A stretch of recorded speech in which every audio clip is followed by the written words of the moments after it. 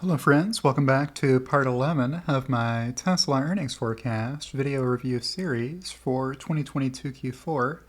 I'm joined by my co-host Loki, who has dug his head under his boo banky, his blue blanket, and is doing his best to ignore us. So we'll let him do that and resume our tour of the slides that were in my November 20th tweet thread announcing my latest Tesla forecast. Alright, so what's the next slide? This one, which we covered already previously in the series. I skipped ahead and covered this one when I covered the EBITDA slide, because this is most of what's making Tesla's EBITDA rise in my forecast by so much, so fast. Here's the next chart. We haven't covered this one yet. This is global Tesla deliveries 2018 Q1 through 2022 Q3. These are all actuals. Everything on this chart represents deliveries as Tesla reported them without my forecast in it. And the purpose of this is shown in the dashed box over here beside the chart. It says, attention, Tesla Q, please fill in your Q4 2022 Tesla deliveries forecast here. So I've provided this dashed box for Tesla Q in the event you should come across someone on Twitter. I'm not saying you will. But if you do see someone on Twitter who says the growth story is over, competition is coming, demand is going to fall off a cliff, well, just provide them with this image and ask them what their forecast is for Q4 of 2022. Just ask them to fill it in however high they think the bar is for this quarter that would reflect the demand cliff causing Tesla deliveries to collapse. And then if they put a number in here that fits within this box, remind them after Tesla reports deliveries on January 2nd, 2023. Or if they refuse to cooperate and tell you what their forecast is for Q4 deliveries, ask them why. Ask them why their forecast doesn't fit in this box. If deliveries are really going to fall off a cliff, how can that be true if they're forecasting record high deliveries? All right, the next chart that's in my thread is Automotive revenue by Automaker. That would have been a very silly name for a title if I had done it the other way.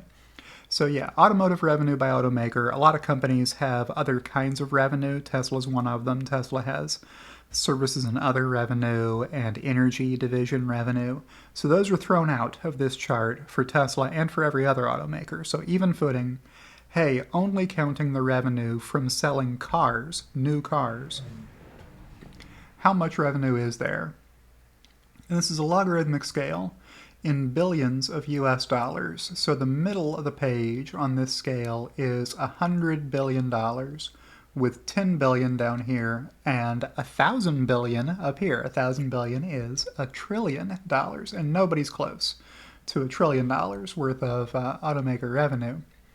So all of the gray bars here are Tesla's competitors, and the red line here is Tesla.